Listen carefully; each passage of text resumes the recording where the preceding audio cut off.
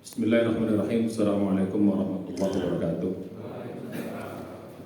Alhamdulillahirabbil alamin. Wassalatu wassalamu ala asyrafil anbiya'i wal mursalin wa ala alihi wa sahbihi ajma'in. Asyhadu an la ilaha illallah wahdahu la syarika lahu, asyhadu anna Muhammadan abduhu wa rasuluhu la nabiyya ba'dah. Mari kita awali kajian kita dengan baca basmalah. Bismillahirrahmanirrahim. Puji syukur kita panjatkan kepada Allah Subhanahu wa taala yang masih terus memberikan nikmat yang tak terhingga kepada kita, kehidupan, umur yang panjang, kesehatan dan juga kesempatan. Berkhusus nikmat iman, nikmat Islam, nikmat ibadah, nikmat menuntut ilmu agama yang masih Allah anugerahkan kepada kita. Mudah-mudahan kita bisa terus menjaga nikmat iman Islam dan ibadah ini dengan sekuat tenaga kita. Mudah-mudahan semua nanti kita dipanggil dalam keadaan husnul khatimah. Amin ya rabbal alamin. Salawat dan salam marilah kita sampaikan kepada junjungan kita semua Nabi besar Muhammad sallallahu alaihi wasallam, juga kepada keluarga beliau, para sahabatnya, serta istiqomah hingga hari kiamat. Dan termasuk umat istiqomah hingga akhir hayat kita. Mudah-mudahan di hari kiamat kita diberi kesempatan untuk mendapat syafaat dari Nabi. Mudah-mudahan kita bisa semua berkumpul di dalam surganya Allah beserta keluarga dan orang yang kita cintai. Amin ya rabbal alamin. Bapak sekalian, kaji kita kemarin ini sengaja saya bikin tulisan ya, biar ini sedikit, biar pelajaran kita ini karena agak berat. Khawatir saya kalau tidak ditulis, kalau cuma sekedar ngomong doang, hari ini dengar, besok lupa. Ya, bulan depan hilang. Ya, kalau ada ini kan mungkin bisa direview kembali, bisa diulang kembali. Ya, itu ada 4 halaman. 2 halaman pertama itu intinya adalah halaman depan. Ya, intinya halaman depan. Penjelasannya di halaman kedua. Ada beberapa yang perlu dijelaskan itu di halaman kedua. Sedangkan ayat-ayat yang ada di situ, yang footnote-nya, yaitu ada di halaman ketiga, terjemahan Al-Quran maupun hadisnya. Ya, itu ada 4 halaman, 2 lembar 4 halaman. Ya, ada footnote di situ, atau hadis atau ayat, terjemahannya di belakang biar langsung bisa dibaca, bisa dilihat. Kalau masih kurang lengkap silakan buka terjemah, kalau masih mau lengkap lagi silakan buka tafsir. Harapan saya, harapan kita semuanya, mengapa ditulis ini, supaya ini bisa menjadi pegangan, acuan ya, dalam kita belajar ke depan. Jadi merujuknya nanti jelas, oh merujuknya ke sana gitu loh. Ya, karena kaji kita ini filenya ada Pak, ini nggak usah difoto, filenya ada sama saya, tinggal saya bagi yang tidak hadir atau yang belum hadir nanti bisa di fotokopikan ini atau bisa sama saya file bisa di print, ada PDF-nya ya, PDF-nya bisa dibagi, bisa di print di tempat lain yang untuk memudahkan kita belajar ya. Jadi adapun pelajaran-pelajaran kita berikutnya itu adalah jabaran dari pelajaran ini ya, yang kita sudah pelajari, yang kita sudah bahas beberapa kali yang kemarin ya. Jadi gitu. Jadi kalau kita lihat ini, jadi bahasan kita ya ke depan itu tentang ilmu hakikat. Jadi supaya nanti tahu nanti perbedaannya ilmu hakikat bahasan kita dengan hakikat yang ada dalam pelajaran atau sering yang diajarkan dalam ilmu tasawuf. Ya, ada juga hakikat nanti dipelajari dalam ilmu filsafat. Nah, ini bukan hakikat dalam pengertian filsafat, bukan hakikat dalam pengertian tasawuf. Jangan salah. Tapi kita mudah-mudahan berada di antara itu. Ada sedikit filsafatnya, ada juga sedikit tentang tasawufnya. Kita berusaha berada di tengah. Ya, jadi begitu. Jadi jelas dan dalil-dalil jelas. Kalau filsafat itu yang menjadi acuan sumber dasar, sumber kebenaran itu akal. Ya, jadi gitu. Di akal yang menjadi sumber. Nah, itu makanya kita tetap harus kita akal yang menjadi, tetap harus kita pakai, tapi dia bukan menjadi sumber kebenaran. Ya, dia hanya bisa memahami kebenaran, apalagi dalam konteks ilmu hakikat. Yaitu mesti bersumber pada wahyu. Ya, baik wahyu Al-Quran maupun wahyu hadis. Minimal hasan lah hadis itu. Ya, bisa dipertanggungjawabkan. Nah, kalau sufi lain lagi. Memang katanya wahyu juga, Tapi banyak wahyu kadang-kadang bukan Quran hadis, tapi wahyu melalui getaran, melalui ilham katanya, kadang melalui mimpi. Nah, yang kadang-kadang menganggap itu lebih valid daripada Quran dan Sunnah itu sendiri, ya. Itu berbahaya juga. Nah, jadi kita tidak pakai dua-dua, kita berada di tengah-tengah itu. Mudah-mudahan kita masuk dalam hadis ya khairul umur awsatuha, sebaik-baik urusan itu berada di tengah. Tetap ada kaitannya dengan ilmu tasawuf yang dipelajari ya kaum sufi, dan juga ada sedikit berkaitan dengan ilmu filsafat. Nah, jadi biar tahu perbedaan, ya. Jadi begitu. Kalau dalam ilmu tasawuf itu ya hakikatnya bagian dari suatu tingkatan. Ada tingkatan syariat, ada tingkatan tarekat, hakikat terus makrifat. Ya, walaupun kadang-kadang ada sangkutannya sedikit singgungannya, irisannya. Ya, biar kita bisa tahu pelajarannya, ya. Jadi gitu itu perbedaannya. Nah, kalau di sini ada 7 bahasan, ya, ada 7 bahasan. Itu dari kanan ke kiri, terus dari kiri ke kanan ada pengertian, ya, pengertian ilmu hakikat itu apa, bahkan nanti kita perbandingan dengan ilmu zahir, ya. Sedikit ini pengertiannya, nanti perbedaannya lebih jelas lagi nanti di halaman yang kedua, mana perbedaan ilmu hakikat dan ilmu zahir. Jadi lawan ilmu hakikat itu adalah ilmu zahir, ya. Lawannya ilmu hakikat itu ilmu zahir. Jadi kita bahas sedikit. Semua sudah saya jelaskan sebelumnya, tapi ini sedikit mengulang untuk menguatkan apa yang ada. Jadi yang belum datang kemarin masih bisa lagi mengikuti pelajaran-pelajaran ke depan. Ini bisa dibaca kembali, jadi ulang kembali. Ya, yang kedua cakupan ilmu hakikat itu seperti apa? Apa cakupan ilmu hakikat? Ya, cakupannya. Termasuk juga kita juga sudah selama ini sering memahami cakupan ilmu zahir. Jadi gitu, ini cakupan, biar kita tahu, oh cakupan ilmu hakikat itu seperti ini, cakupan ilmu zahir itu seperti ini. Ilmu hakikat ini juga sering dikatakan orang ilmu batin. Ada juga istilah yang lain, ilmu hikmah. Sering juga istilah-istilah itu. Ya, ilmu batin itu ilmu yang di dalam, ilmu dalam istilahnya, bukan ilmu batin, tenaga batin gitu, bukan. Ya, jadi begitu. Orang sufi juga sering menggunakan kata-kata itu. Ya, jadi gitu. Jadi biar kita tahu. Kemudian manfaatnya. Apa kita belajar itu? Harus tahu manfaatnya. Ya, oh ternyata manfaatnya seperti ini dalam kehidupan kita. Manfaatnya. Terus bahasan berikutnya lagi, nah modalnya. Itu memahami hakikatnya ada modalnya. Gak sembarangan orang bisa. Ya, anak-anak muda ini bagus belajar sekarang. Ya, tapi tidak walaupun tidak paham banget nggak apa-apa. Nah, ini untuk senior penting belajar ini.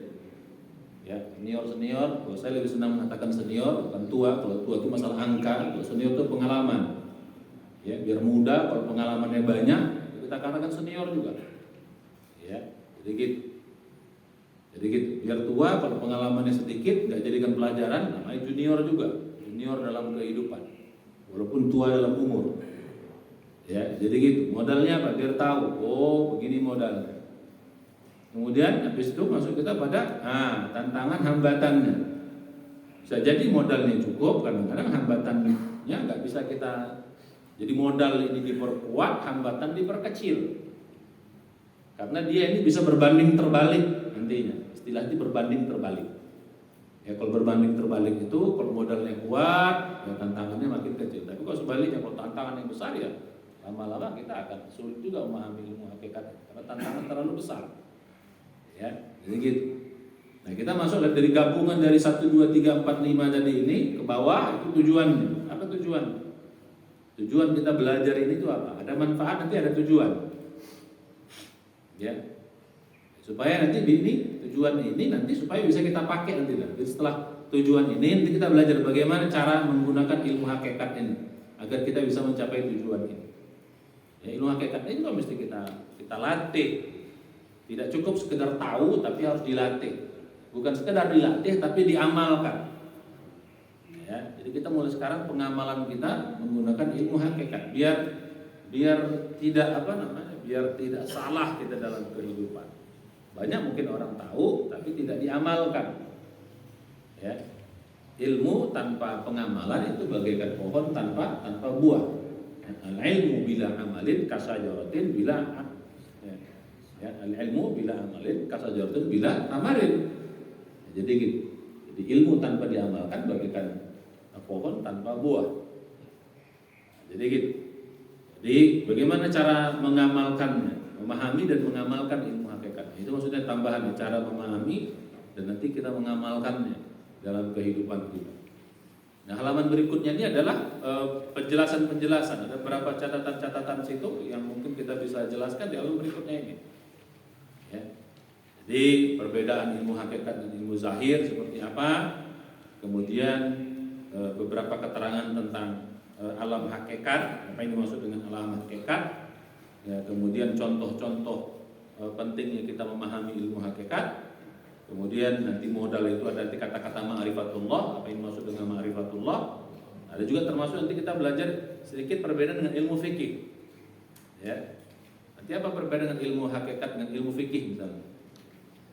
Itu juga kita belajar sedikit tentang perbedaan ini. Ya, sedikit. Jadi kemudian ada lagi catatan yang paling penting itu adalah dalam belajar ilmu hakikat ini kita menjadi hati-hati. Hati-hati dalam menghukum sesuatu, hati-hati dalam menuduh, mencat sesuatu, hati-hati betul. Apalagi kaitannya dengan kafir, ya, dengan musyrik, ya, dengan sesat, dengan bid'ah, dengan munafik, itu hati-hati kita menghukum orang dengan kalimat-kalimat itu. Ya, banyak kadang-kadang saudara-saudara kita terlalu semangat dalam beragama ini, begitu mudahnya mencap orang, menuduh orang dengan kalimat yang 5 itu.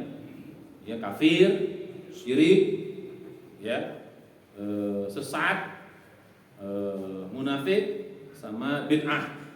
Itu hati-hati betul. Ya, sehingga kita tidak mudah.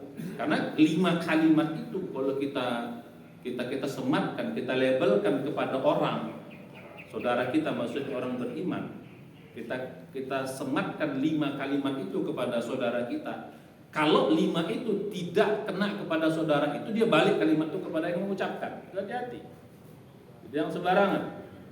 Ya, sampai kita yakin betul bahwa hakikatnya itu orang itu begitu, baru kita berani mengucapkan. Terus orang, oh kamu kafir, kita bilang, itu hati-hati mengucapkan kalimat itu saudara kita. Kamu syirik atau kamu musyrik. Ya. Kalau syirik masih pekerjaannya lah, masih oke lah. Tapi kalau orangnya musyrik, kamu sesat, kamu munafik, kamu bid'ah, itu hati-hati kalimat itu. Karena kalau itu tidak kena kepada orang yang kita ucapkan, itu balik sama yang mengucapkannya, berbahaya. Kalau kita katakan orang kafir, dia nggak kafir, kita yang menjadi kafir. Kita bilang orang musyrik, dia nggak musyrik, kita kena musyrik. Hati-hati, jadi jangan mudah kalimat-kalimat itu. Apalagi kita orang baru belajar nih. Enak kali ngomong, itu kaum musyrik, ya. Hati-hati itu, bahaya itu. Ya, karena vonis itu begitu tidak kena kepada orang, maka dia akan balik kepada kita yang mengucapkan. Ya. Oh, ada mungkin ulama-ulama yang mengucapkan itu oke, mungkin dia punya ilmunya, sehingga dia berani mengucapkan itu. Kita nggak punya ilmu, nggak boleh ikut-ikutan. Oh, ulama itu ngomong begitu, ya dia punya ilmunya, dia bertanggung jawab atas ucapannya. Kita yang mau ikutan. Ini hati-hati, karena kita nggak punya ilmu. Wala taqfu ma laisa laka bi ilmun. Kata Allah dalam surat ke-17 ayat 36, jangan kamu menetapkan sesuatu tanpa ilmu. Tanpa suatu kamu tahu pasti kebenarannya. Kenapa? Inna sam'a wal basara wal fu'ad kullu ulaika kana anhu mas'ula. Akan ditanya semua itu nanti. Kau ucapkan ini, kau punya ilmunya enggak? Tapi bagus kita mengatakan saya belum mengerti tentang itu, saya belum tahu tentang itu. Nanti saya itu jauh lebih, karena bisa berbeda. Ya, contoh misalnya kafir itu ada 2 Pak. Ada kafir zahir, ada kafir hakiki. Ini hati-hati. Begitu juga musyrik atau syirik, itu ada syirik zahir, ada syirik hakiki. Hati-hati. Munafik juga gitu, ada munafik zahir, ada munafik hakiki. Begitu juga sesat, ada sesat zahir, ada sesat hakiki. Termasuk juga bid'ah, ada bid'ah. Ini harus saya jelaskan. Ada bid'ah zahir, ada bid'ah hakiki. Nah, orang baru kita bisa cap kafir ketika dia kena pada hakikinya, hakikat. Hati-hati. Begitu juga syirik. Jangan kita sematkan mudah, karena ada syirik hakikat, ada syirik zahir. Zahirnya dia seperti syirik, tapi hakikatnya dia belum. Zahirnya bisa dia orang itu kafir, tapi hakikatnya belum. Hati-hati. Contoh misalnya orang nggak sholat, ya dalam kehidupannya itu zahirnya dia kafir, zahirnya. Nabi mengatakan al-farqu bainal mu'min wal kafir as-shalah atau tarkus shalah. Tapi hakikatnya belum kafir dia.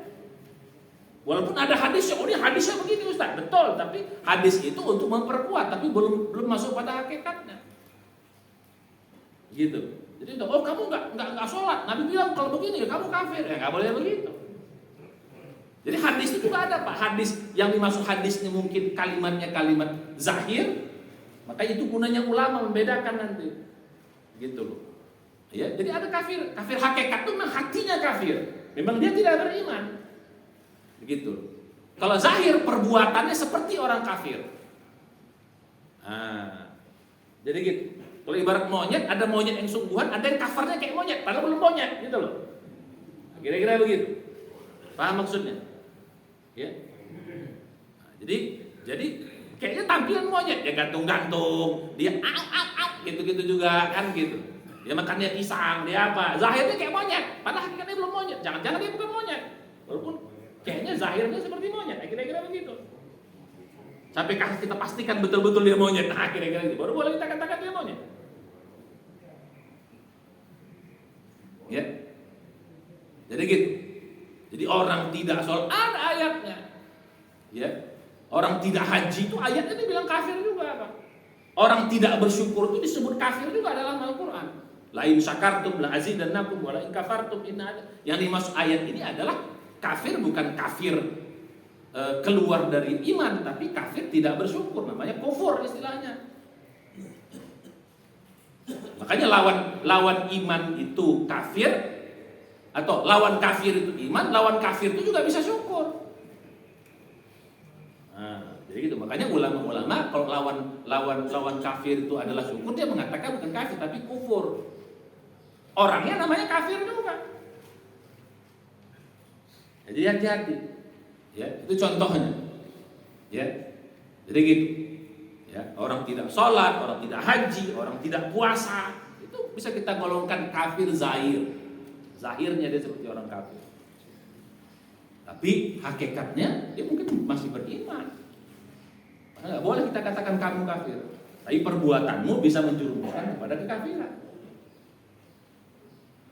Nah maksudnya. Ya, jadi kalau yang kafir hakikat ini ya betul-betul keluar dari Islam. Bahkan kadang-kadang ada orang yang mengucapkan kalimat kekafiran belum tentu kafir. Bisa jadi karena dia terpaksa. Seperti sahabat Rasul namanya Yasir Ammar bin Yasir, dia mengucapkan kalimat kekafiran, belum tentu dia kafir. Lihat hatinya, lihat dalamnya hakikat. Ternyata dia belum, atau dia bukan. Makanya Allah mengatakan dalam Al-Qur'an, la yu'akhidukumullahu billaghwi fi aymanikum walakin yu'akhidukum bima kasabat qulubukum. Nah, gitu. Allah tidak menjudge kamu, menyiksa kamu karena kelalaian kamu, karena kekeliruan ucapanmu, tapi yang Allah hisab itu adalah yang di hatimu itu hakikatnya di hati itu. Nah, ini berbahaya, makanya dia termasuk kata-kata syirik. Orang ke kuburan, ya, maaf dia meminta seperti di kuburan. Nah, kita tanya dulu atau dia datang ke orang-orang pintar. Udah masuk dalam gak musyrik, jangan-jangan memang perbuatannya seperti syirik. Tapi jangan-jangan hatinya dia percaya sama Allah, ini hati-hati. Kenapa kau datang? Jangan-jangan dia tetap dia bergantung kepada Allah, tapi dia berpersepsi ini seperti dia datang ke dokter. Nah, kira-kira begitu, tapi tetap dia bergantung mintanya sama Allah. Walaupun zahirnya dia salah, tetap ini salah, tetap ini dosa. Tapi nggak bisa diklaim bahwa dia orang musyrik. Makanya tanya dulu. Kau ke kuburan tuh apa maksudmu? Bergantung minta sama dia? Aku minta sama Allah, Ustaz, aku ini. Nah, tapi mungkin dia merasa ada kesalahan dia, bahwa dia itu bisa memberikan manfaat. Jangan-jangan hati tetap kepada Allah, ini hati-hati. Nggak boleh kita katakan kamu musyrik. Tapi perbuatanmu bisa menjerumuskan kepada kemusyrikan. Hati-hati, tetap berdosa. Paham maksudnya ya, perbedaannya ya? Jadi ada musyrik zahir. Nah, makanya kalau istilah zahir itu maka dikatakan para ulama itu adalah nanti apa? Musyrik zahir itu namanya musyrik amali, kafir amali. syirik amali. Paham ya? Ada syirik hakiki. Begitu yang munafik. Munafik amali, munafik zahir itu, oh dia tukang bohong. Idza hadasa kadzaba wa idza wa'ada akhlafa. Apabila dia berjanji dia dusta. Dia ingkar. Apabila ngomong dia dusta. Wa idza tumina khana. Apabila dia diberi amanah dia khianat. Oh ini munafik. Ayatnya jelas. Hadisnya jelas. Hadisnya nggak salah. Tapi maksud hadisnya adalah munafik amali. Ya, ayatul munafikin kata Nabi itu salah satunya. Nah, digabung dengan ayat tentang munafik. Innal munafiqina fid darkil asfali minan nar. Seolah-olah sama padahal berbeda ini. Hadis ini maksudnya adalah munafik amali, sedangkan ayatnya adalah munafik hakiki. Kamu bohong atau munafik kamu? Tempat kamu ada di bawah dasar neraka. Al-Qur'an bilang begitu. Nah, digabung dua ini. Seolah-olah sama. Padahal objeknya berbeda. Hati-hati. Dan kita pakai akal sendiri, makanya itu gunanya kita ikut ulama menjelaskan itu. Paham maksudnya perbedaan? Ya, jadi orang yang ngomongnya bohong terus, walaupun dia terus-terusan begitu, kita katakan belum tentu dia munafik. Orang munafik hakiki itu apa? Memang dia tidak beriman. Memang dia masuk Islam pengen mengkamuflase. Nah, itu dia tidak beriman dia. Yang masuk ini untuk mengkamuflase, nipuin orang Islam. Wa idza laqul ladina amanu qalu amanna. Wa idza khalu ila sayatinin qalu inna ma'akum. Inna nahnu mustahzi'un. Ini namanya munafik hakiki. Dia tidak beriman memang. Wa minan nasi may yaqulu amanna billah wal yawmil akhir. Allah mengatakan wa ma'hum bimu'minin. Ini namanya munafik hakiki. Memang dia masuk Islam ingin kamuflase, menikah, pura-pura masuk Islam ingin supaya menarik orang ke dalam agamanya yang sebelumnya.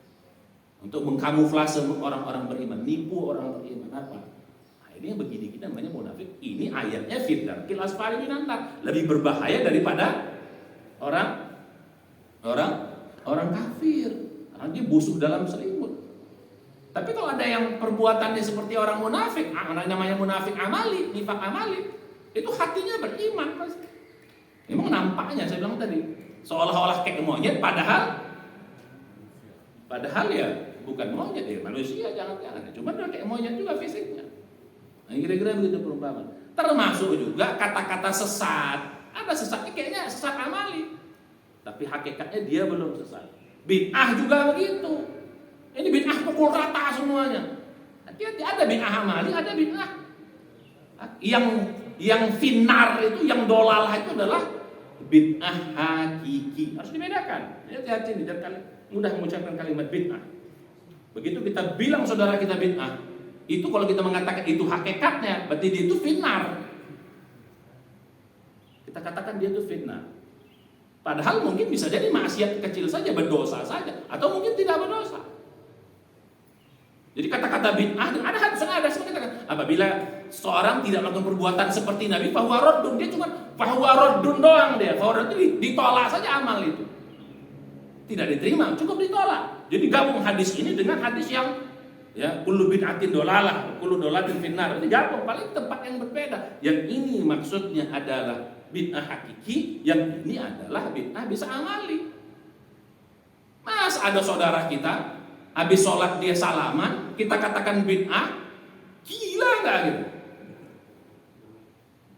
Habis sholat dia salaman, ini bid'ah, itu dolalah finnar ini. Ini orang rajin sholat, ini kita katakan begitu. Apa sebegitu Tuhan menjudge saudara seorang hambanya? Terus apa bedanya dengan orang yang sesat hakiki yang di sana dia yang memang betul merusak agama? Bedanya apa? Makanya tanya dulu, kok salaman kenapa? Aduh, aku kalau habis sholat Ustaz, kalau salaman terus ya ada matiku seneng. Tapi kalau dikatakan kenapa kalau salaman? Ini adalah bagian dari agama, harus kita tegakkan. Nah, ini lain. Makanya tanya dulu. Rasulullah pun kalau ada dia nanya loh, kenapa kok kayak gitu? Tanya dulu, kenapa kok gitu? Hakikatnya apa gitu loh. Jangan cepat kali menjudge orang. Celananya nggak cingkrang. Ya, ini fitnah ini.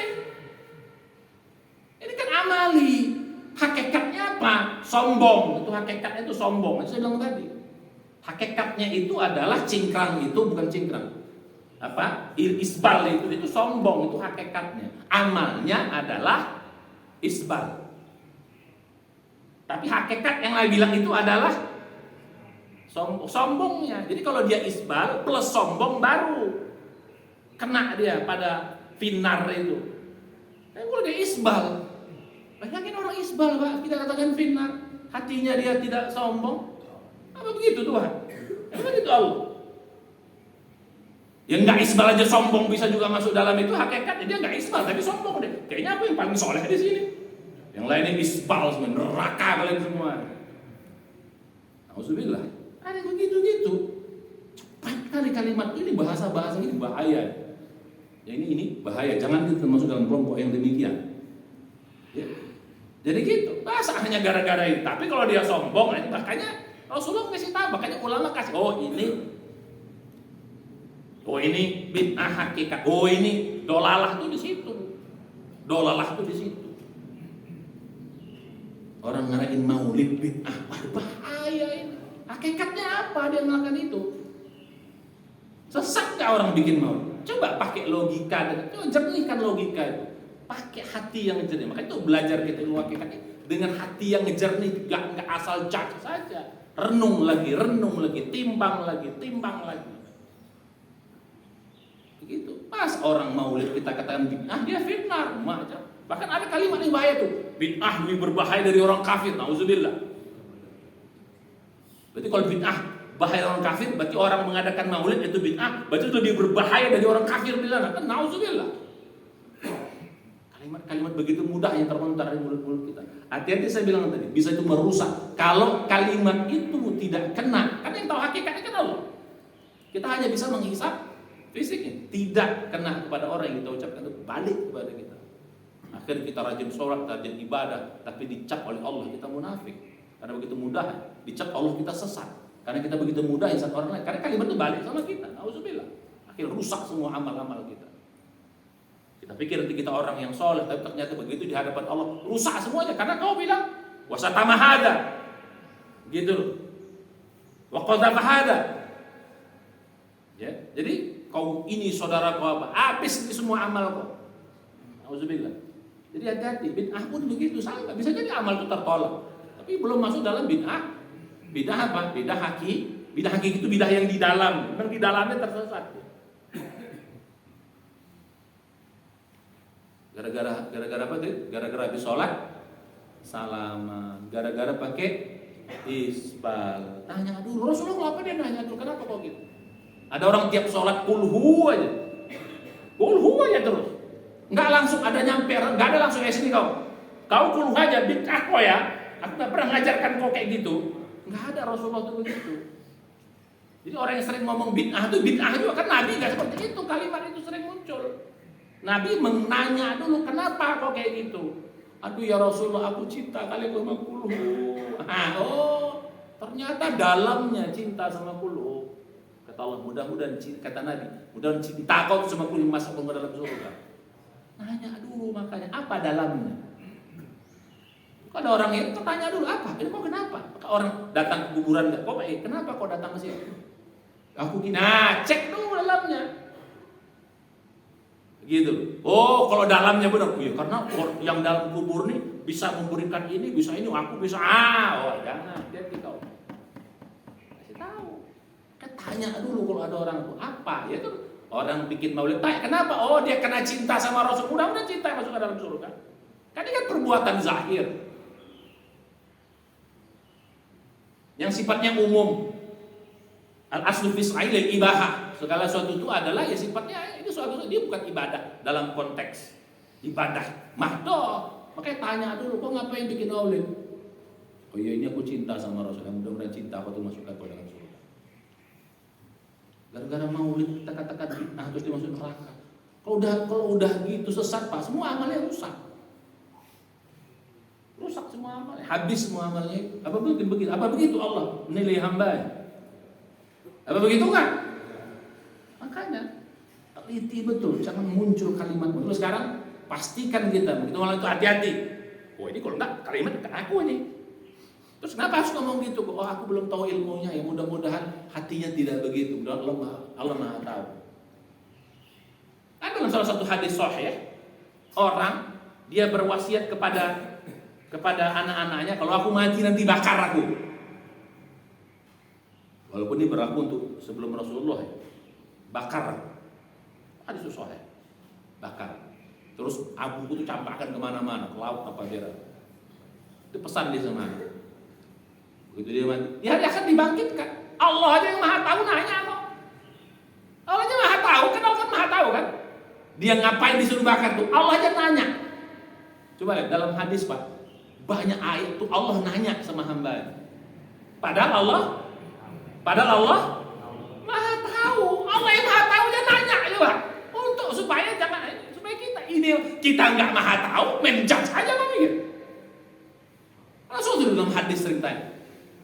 Rasulullah pernah sujudnya apanya ya, ketika dalam surat 5 ayat 118, in tu'adzihum fa innahum ibaduk wa in taghfirhum fa innaka antal azizul hakim. Ya antal azizul hakim betul. Antal ghafur azizul ghafur. Oh bukan azizul hakim. Azizul hakim. Ya, itu surat 5 ayat 118. Ya. Ketika peristiwa itu Rasulullah tiap sholat diulang-ulang kalimatnya. Ya, ada sholat malam, begitu berdirinya, rukuknya, sujud. Allah utus Jibril. Jibril tanya sama Muhammad tuh, kenapa dia gitu? Allah Pak. Tanya sama Jibril, Jibril turun, wahai Muhammad, kenapa kok kayak gitu? Padahal Allahu, maka dalam hadis itu ada keterangan, dalam itu wallah, padahal Allahu a'lam, Allah maha tahu, tapi Allah nanya.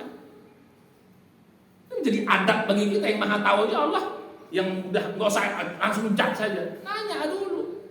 Apalagi, nah balik kepada yang tadi itu, yang siapa? Yang orang bakar diri itu, dibangkitkan ke kiamat, panggil loh, kenapa kok kayak gitu? Nanya apa? Nanya. Apa jawabannya? Ya Allah, aku nggak punya amal kebaikan, nggak ada amalku, aku takut nanti pasti aku kalau jumpa engkau masuk neraka, takut. Makanya aku suruh ini supaya aku nggak dibangkitkan karena nggak ada kemana-mana. Dia kayak gitu. Jadi melakukan itu karena apa? Takut, kata Allah. Takut kau tuh pada masukkan kepada surga.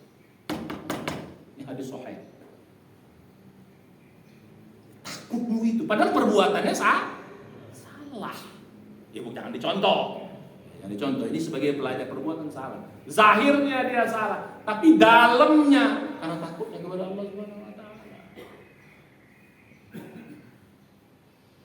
Paham maksudnya? Pak. Jadi gitu. Ada lagi orang dipanggil Allah di hari kiamat, 2 orang penduduk neraka. Sini kalian dua-duanya. Ya, ditanya kenapa masuk neraka? Ya ditanya. Terus dia udah kata udah setelah ditanya masuk neraka, udah balik kalian ke neraka masing-masing. Ada yang satu cepat dia langsung lari ke neraka itu. Ada yang satu diam aja. Nah, kepada yang lari langsung ditanya, kenapa kau lari? Cepat aku lari. Ya Allah, aku taubat nggak ikut perintahmu. Di dunia aku gara-gara masuk neraka ini, gara-gara ini. Sekarang kau suruh aku masuk katanya. Lari dia cepat. Taubat aku. Ya, nggak mengikuti perintahmu. Yang satu lagi, kenapa kau? Diam aja. Ya Allah, aku pikir kau panggil aku akan ada keringan supaya aku masuk surga. Jadi aku tunggu gitu. Ada dua masuk surga. Itu saja siapa kau? Loh, kita yang bukan siapa-siapa menjudge orang seolah-olah macam kita punya neraka itu. Oh, neraka pun. Jangan, ya, paham ya? Kalau kita ada ulama yang kayak gitu, mungkin dia punya ilmunya. Dokter ngomong kayak gitu karena dia punya, kita ikut kayak dokter, kita bukan dokter. Dokter kan menganalisa, oke, dia punya ilmu, oh, ya, dia bisa. Kalau kita bukan ilmunya, memang gitu, belum tahu hakikatnya. Ada ayat seperti la yu'akhidukumullah billaghwi fi aymanikum. Allah tidak menyiksa kamu karena mungkin ucapan yang salah dari ucapan. Karena main-main. Wallah kita bilang. Wallahnya wallah apa ini? Sumpah itu hati-hati, dosa-dosa besar. Rupanya wallahnya ya wallah basa-basi. Orang Arab sih wallah basa-basi lah. Bukan wallah dalam arti sumpah. Allah tidak menyiksa itu, walakin yu'akhidukum bima kasabat qulubukum. Yang kena itu kalau hati kau tuh betul-betul niatnya sumpah, itu baru. Jadi mulai sekarang jangan terlalu mudah mengucapkan belum Anda teliti, Anda tanya dulu dalamnya. Kalau udah tahu Anda dalamnya, baru Anda boleh putuskan. Apa maksudnya? Itu gunanya kita belajar ilmu hakikat. Karena zahirnya belum tentu sama dengan zahirnya, mungkin sama kayak tadi, sama-sama monyet, tapi kayak monyet, dalamnya belum monyet gitu. Laki-laki, kayaknya laki-laki, padahal bencong, padahal transgender. Tapi transgender, kayak laki-laki atau kayak perempuan. Kalau jalan-jalan ke Thailand, karena saya belum pernah ke sana, katanya banyak perempuan yang cantik, lebih cantik dari perempuan. Wah, kayak perempuan banget, kan bukan perempuan, transgender. Hakikatnya bukan perempuan, ternyata apa? Ternyata kalau dilihat gennya, kromosomnya kromosomnya XY. Kalau perempuan itu kan kromosomnya XY, dia laki-laki itu XY, perempuan XX. Dia nggak punya rahim, nah itu kan. Dia zahirnya perempuan, hakikatnya dia laki-laki. Ya itu ya. Jangan terkecoh kita. Pacaran sama gitu kan. Sini terkenal tuh Pak di apa namanya? Di Thailand itu, waduh. Jadi ada perempuan macam perempuan tapi lebih cantik dari perempuan yang sesungguhnya. Mau kalian kayak gitu? Mau kalian kayak gitu? Hati-hati main-main ke Thailand. Jadi kalau ilmu zahir perempuan, tapi ilmu hakikat laki-laki. Kalau mati gimana? Ya kuburkan laki-laki. Paham maksudnya ya?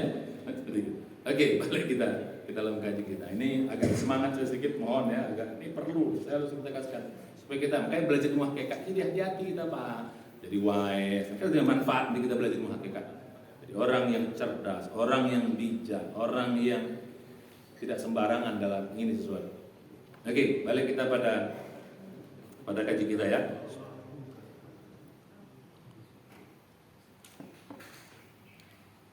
Ya jadi gitu. Ya, kemarin ya, jadi itu pengertian silahkan baca sendiri, kemarin sudah saya, ya kan? Jadi ilmu hakikat itu ilmu yang belajar dalam. Kalau ilmu zahir ilmu yang belajar luar, ya belajar dalam, belajar hatinya, ya belajar tentang dalamnya sesuatu, termasuk juga tujuan sampai nanti belajar tentang hal-hal yang berkaitan dengan akhirat. Kalau ilmu zahir itu ilmu yang belajar fisik. Makanya cakupannya kalau ilmu zahir itu ya ilmu kedokteran, ilmu fisika, ilmu astrologi, ya, astronomi, ya, ilmu kedokteran, ilmu apa macam-macam. Ya, semua itu adalah ilmu-ilmu zahir. Ya, cakupannya. Karena dia sesuatu yang bisa diindrawi, yang bisa dijangkau. Tapi kalau cakupan ilmu akhirat itu hal yang berkaitan dengan gaib. Ya, bersifat akhirat, barzakh, hisab, surga, neraka. Ilmu yang pelajari tentang pahala, dosa, ini ilmu-ilmu hakikat semua. Karena ini tidak bisa diteliti secara zahir. Ya, kaitan dengan roh, jin, setan, malaikat, takdir, aras, laul mahfuz, sebagainya. Hikmah di balik sesuatu itu cakupan ilmu, cakupan ilmu apa? Ilmu hakikat. Kalau ilmu zahir itu ilmu yang ya kita bisa lihat fisik. Karena manusia kita Pak, seperti pelajaran kita dulu, kita ini manusia ini dua dimensi Pak. Ada kita juga makhluk zahir, kita juga makhluk hakikat.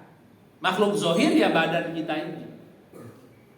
Badan kita ini makhluk zahir. From dust to dust, dari tanah ke tanah. Kita juga makhluk hakikat. Makhluk batin. Itu adalah ruh kita, gitu. Kalau kita mati, fisiknya, zahirnya hancur karena berasal dari tanah dan kembali ke tanah. Karena ruh ini beratang dari Allah akan kembali kepada Allah. Jadi kita pun makhluk hakikat. Makanya hakikat manusia itu bukan pada fisiknya. Hakikat kita ada dalam hati kita atau ada dalam ruh kita. Itulah hakikat manusia yang sesungguhnya.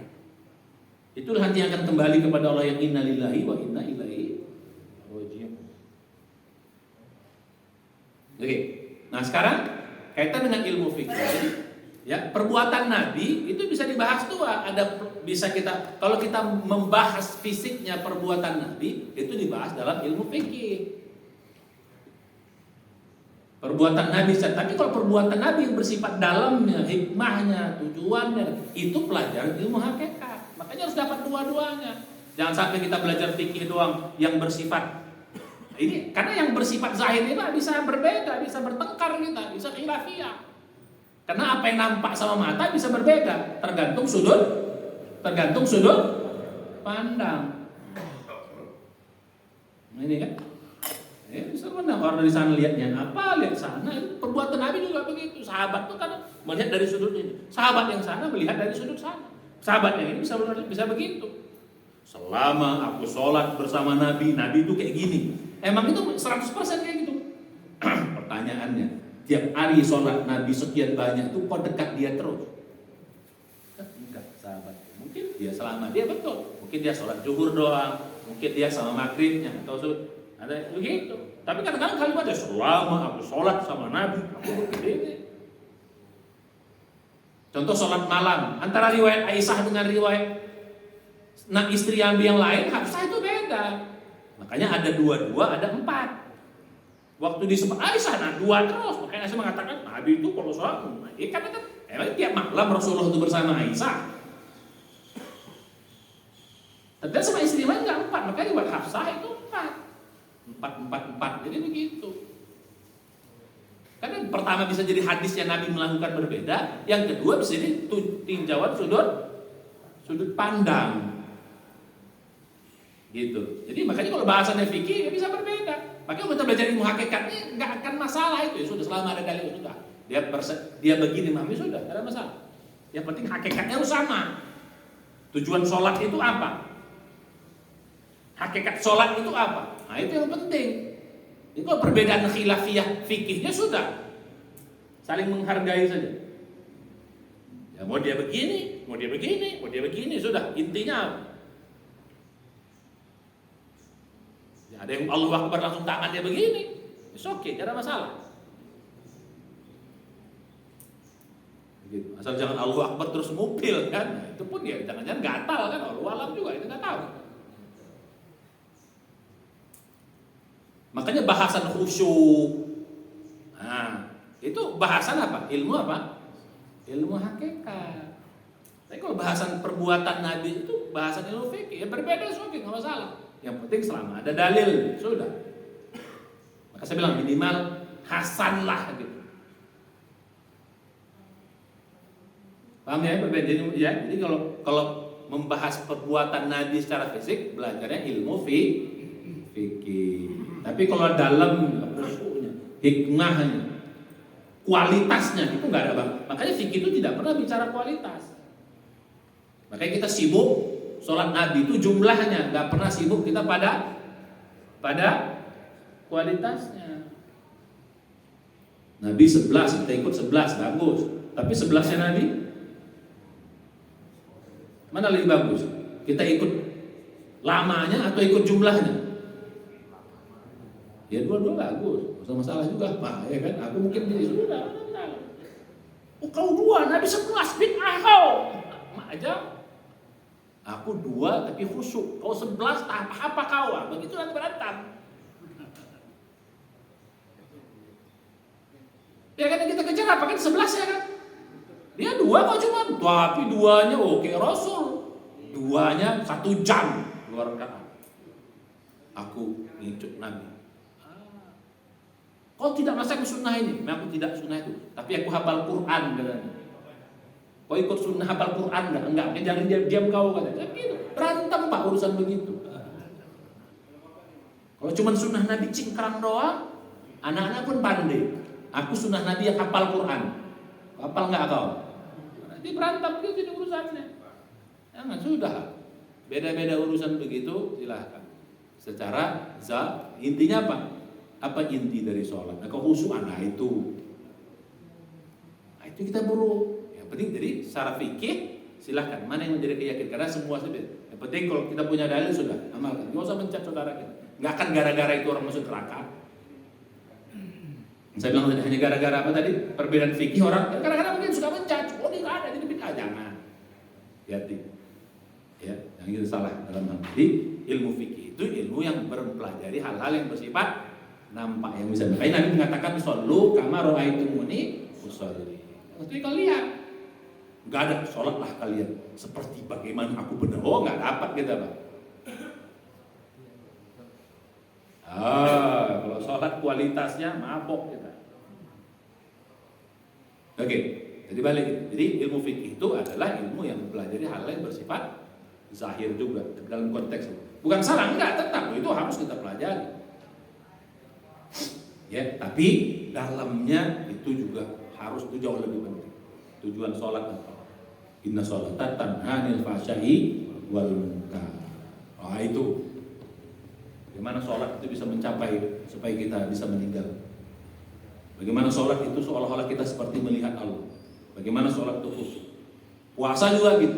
Tujuan puasa apa? La'allakum tattaqun itu. Bagaimana puasa yang bisa la'allakum tattaqun itu bahasan ilmu hakikat. Tapi kalau bikin batal, nah itu bahasan apa? Ilmu fikih. Tetap dua-duanya. Belajar dua-duanya, jangan satu aja. Kalau satu aja bertengkar terus nanti kalau jadi kamu. Beda dikit. Ya Allah tuh maha baik, maha iya. Orang Medan bilang geleng gitu, ya, kecil gitu. Enggak gara-gara itu beda langsung orang itu sesat atau apa sebagainya. Nauzubillah. Oke, jadi itu perbedaan dari ilmu zahir dan cakupan. Nah sekarang manfaatnya, saya bilang tadi, manfaatnya kita menjadi orang yang bijak. Bijak itu dalam bahasa Inggrisnya man of wisdom.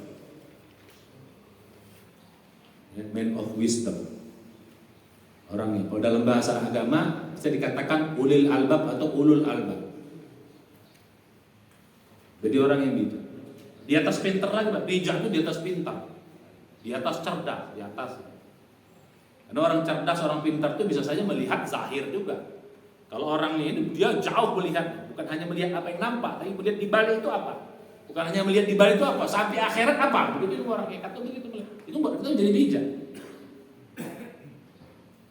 Bijak menilai kehidupan, bijak menilai suatu peristiwa, bijak menilai seseorang, termasuk bijak dalam menilai seseorang. Hati-hati, tidak mudah kita, jangan hatta dia, maaf ya, orang kafir sekalipun hati-hati. Dia orang kafir, dia masuk neraka tuh, belum tentu dia masuk neraka. Kalau dia tobat di tengah jalan, kita yang sombong, kita pula tergelincir, nauzubillah. Jadi perbuatannya yang kita benci, perbuatannya yang kita kritik sebagai, tapi orangnya belum tentu. Makanya doakan seorang bisa masuk dapat hidayah. Khalid bin Walid musuh Islam awalnya, tapi ujungnya dia orang yang dicintai Rasul. Umar bin Khattab orang yang musuh Islam awal, begitu jadi bisa bertobat orang. Makanya Al-Qur'an mengatakan orang kafir ya matinya dalam kekafiran, selalu gitu. Dia tetap dikunci Al-Quran, dia kafir tapi matinya dalam baru selesai. Itu yang masuk. Karena kalau kafir dalam hidup kita nggak tahu ujungnya, jadi dia bertobat. Ya, jadi soal Al-Quran gitu kan. Wahum kufar, yang mutuna wahum kufar. Gitu kan. Mereka mati dan matinya dalam kekafiran. Baru selesai. Selama masih hidup tetap ada pintu Selama masih hidup ada pintu hidayah.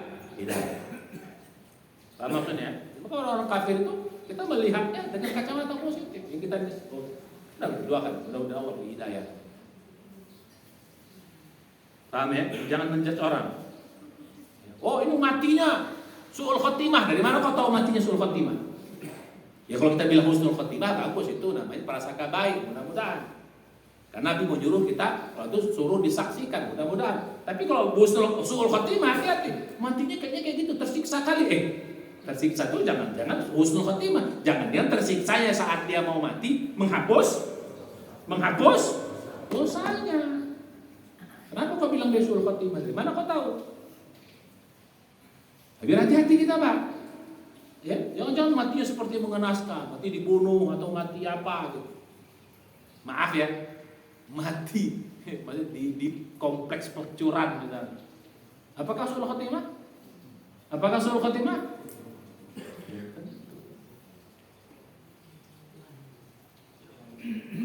Bukan berarti saya suruh begitu, bukan. Jangan menjudge maksudnya begitu. ternyata dia di sana itu entah dia dakwah kita nggak tahu.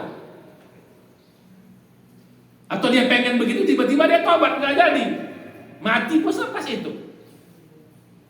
Walau alam yang tahu dalamnya siapa? Oh, makanya dalam pandang ulama selama dia masih muslim dia mati tetap sholatkan.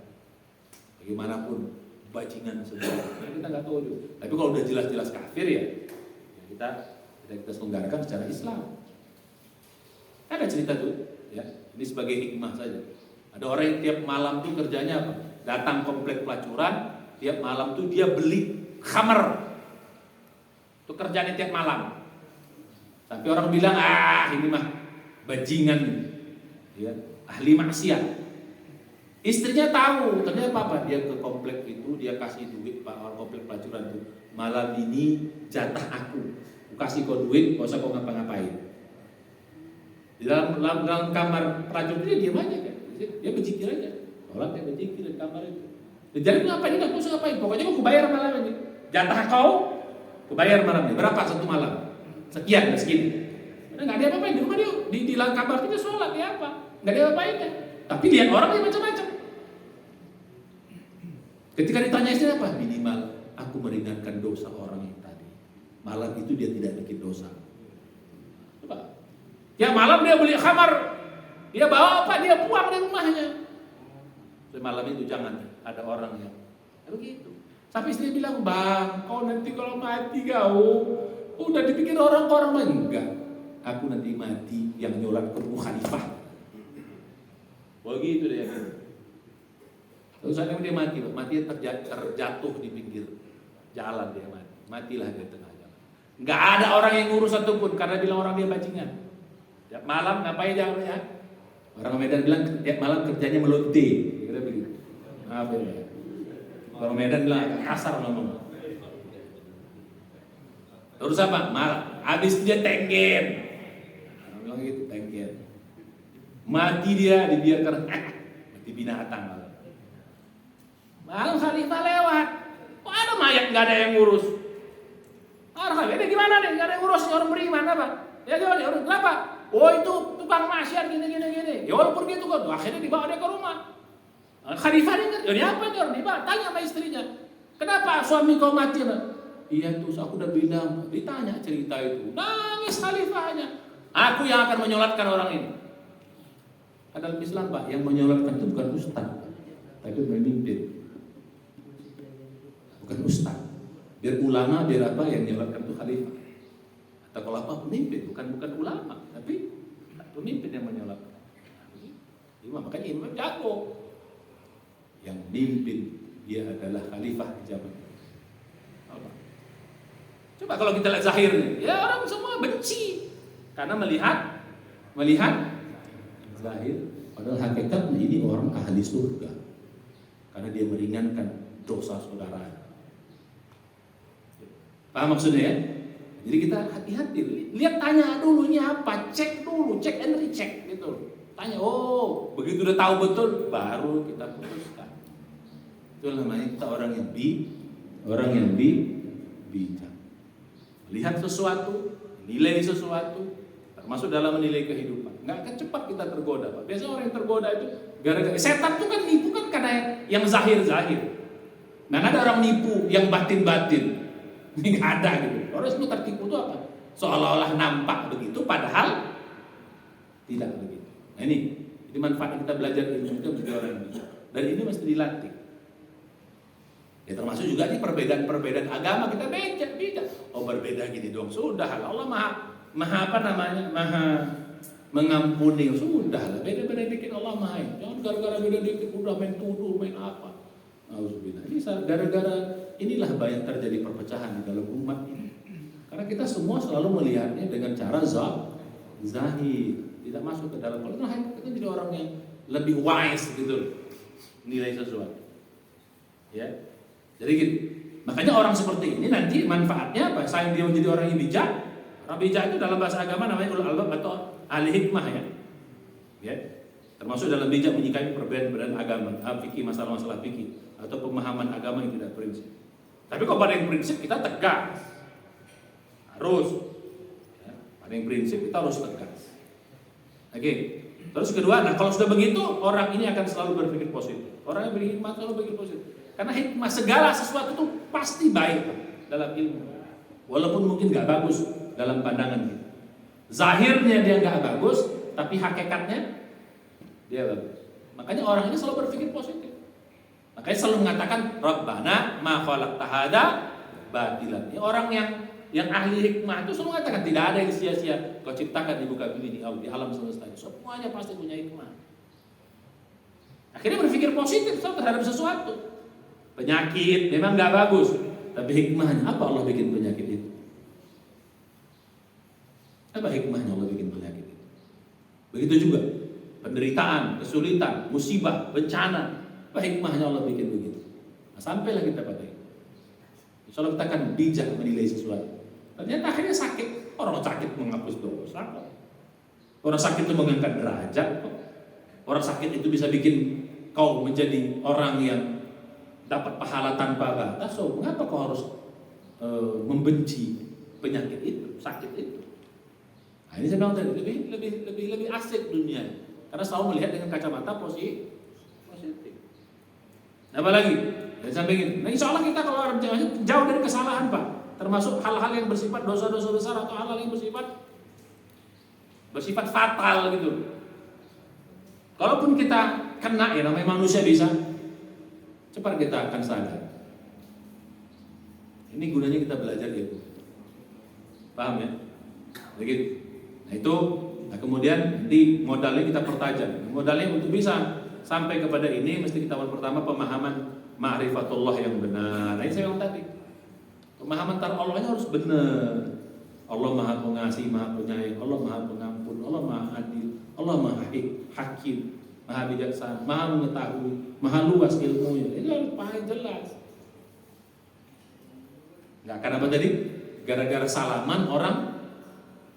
Tapi kalau lagi sedang sholat dia salaman terus, nah ini baru hati-hati. Itu pun tanya dulu juga. Kenapa kok sholat salaman? Dalam sholat salaman, tanya dulu. Baru kita bisa judge. Ya, jadi jangan cepat menghukum tanpa mengetahui dalam.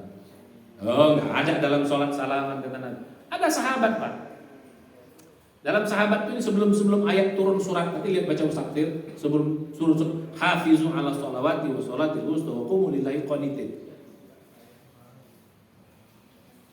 Lihat tafsir ayat hadis ayat ini. Ini orang dalam sholat dia ngomong dalam sholat. Ya, sholat dia ngomong. Akhirnya orang bilang, nggak boleh, gitu kan? Akhirnya mana? Apa kok dalam sholatnya gitu? Dalam sholat. Gitu. Selesai sholat, Rasulullah nggak marah. Nah, kenapa? Dia cerita, baru turun ayat. Dalam sholat itu kata Nabi itu berkata sama Allah, tidak boleh lagi dicampur dengan bahasa manusia. Saat itulah asbab nuzul turun ayat. Wa qumu lillahi qanitin. Ya, tegakkan sholat itu karena Allah dan qanitin itu artinya apa? Khusyuk, tidak dicampur dengan perbuatan-perbuatan lain. Mungkin kalau ada orang sholat kayak gitu, mungkin kita udah tampar-tamparin. Begitu Pak, begitulah indahnya agama kita. Orang masuk masjid tiba-tiba kencing dia di situ. Nah Rasulullah, kata orang jangan dimarahin, karena kalau dimarahin, apalagi diubur-ubur, makin banyak nanti kencingnya. Seluruh masjid itu nanti dia kencing. Sudah biarin aja dulu. Selesai itu baru siram. Oh, dulu kalau bukan dari apa? Dari tanah. Siram selesai.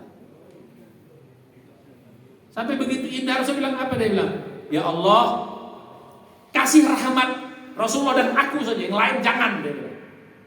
Begitu dia sampai begitu. Ada yang lain marah semua. Rasul nanya dulu, kenapa aku kencing? Kita nanya dulu, ya kita nggak tahu. Aku nggak tahu kencing kebelet di sini aku kencing nggak gitu kan? Ya kan nanya, masih ada di sana. Kira-kira begitu.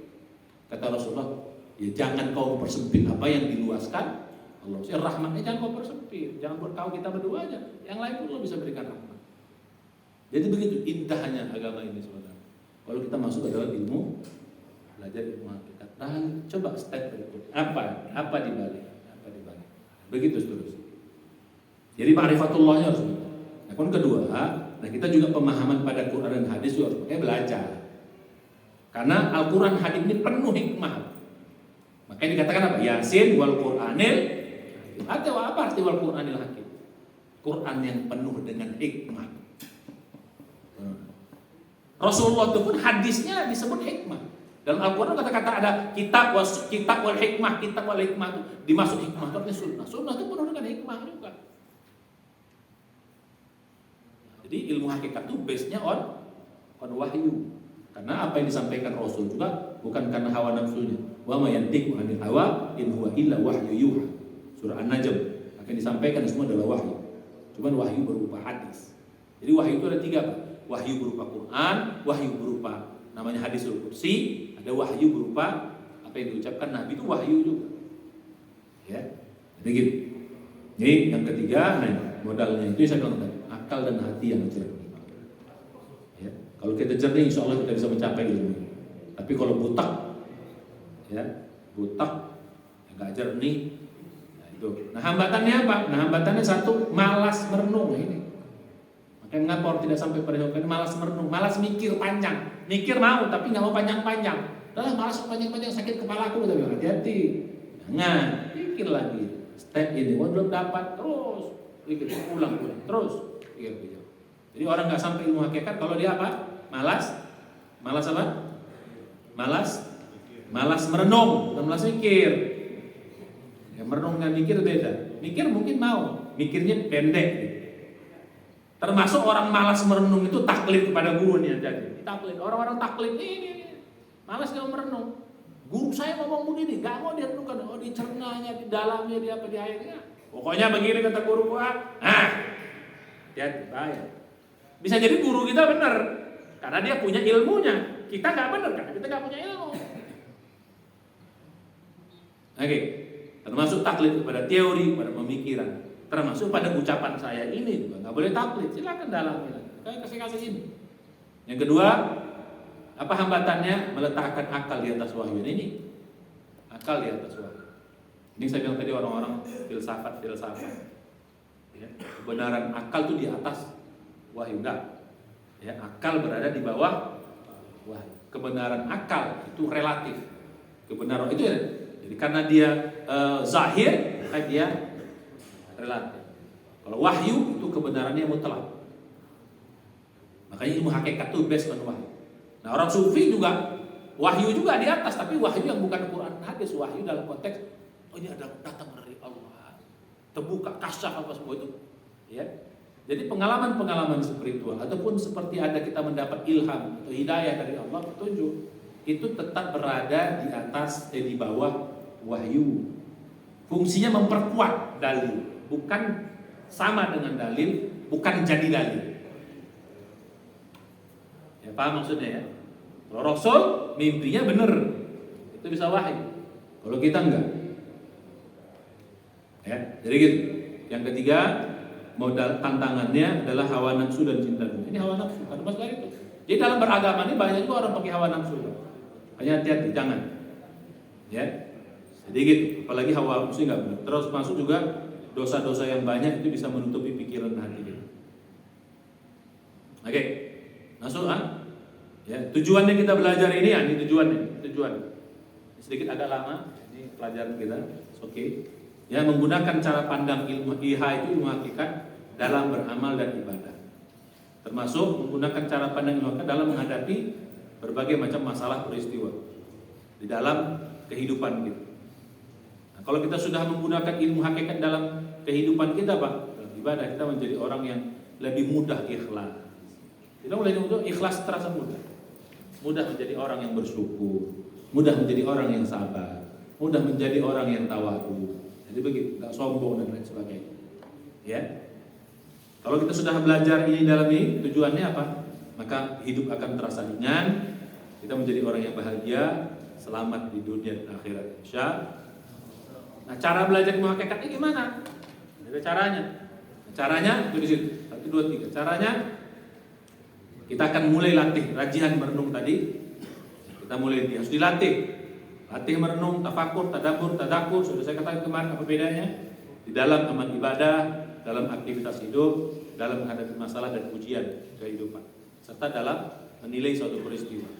Kita harus rajin merenung. Jangan cepat mengambil keputusan atau cepat mengambil kesimpulan. Jangan. Ya. Terus yang kedua, cara memahami hakikatnya harus latihan dan sering menggunakannya. Jadi bukan hanya paham, tapi seperti yang saya bilang tadi, dilatih cara makainya. Kalau merenung ini cara ngambil. Kalau harus dilatih, lama-lama menjadi terbiasa. Kalau sudah terbiasa tadi, ya lakukan terus sampai muncul kesadaran, menjadi refleks. Jadi ilmunya menjadi refleks sampai kita menjadi orang yang yakin atas janji Allah dan ketetapan. Jadi gitu. Ini caranya. Nah, ini ulangan kita pelajaran dulu. Silakan nanti dibaca lagi halaman-halaman berikutnya, yaitu untuk mempertajam. Silakan ini menjadi bahan rujukan. Ini bukan apa-apa ya. Ini hanya hasil renungan saja. Silakan nanti mau ditambah, silakan pelajari. Kira demikian. Wallahu a'lam bishawab. Dalil-dalilnya ada di sini.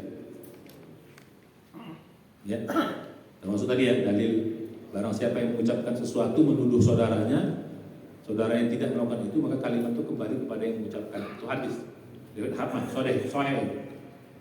Ya, jadi gitu. Wallahu a'lam bishawab. Silakan dibawa pulang. Ya, di minggu depan kita masuk kajian lanjutan. Kira demikian. Mari kita dengan baca doa hamdalah dan doa penutup majlis. Alhamdulillah. Amin. Subhanallah. Astagfirullah. Assalamualaikum warahmatullahi wabarakatuh.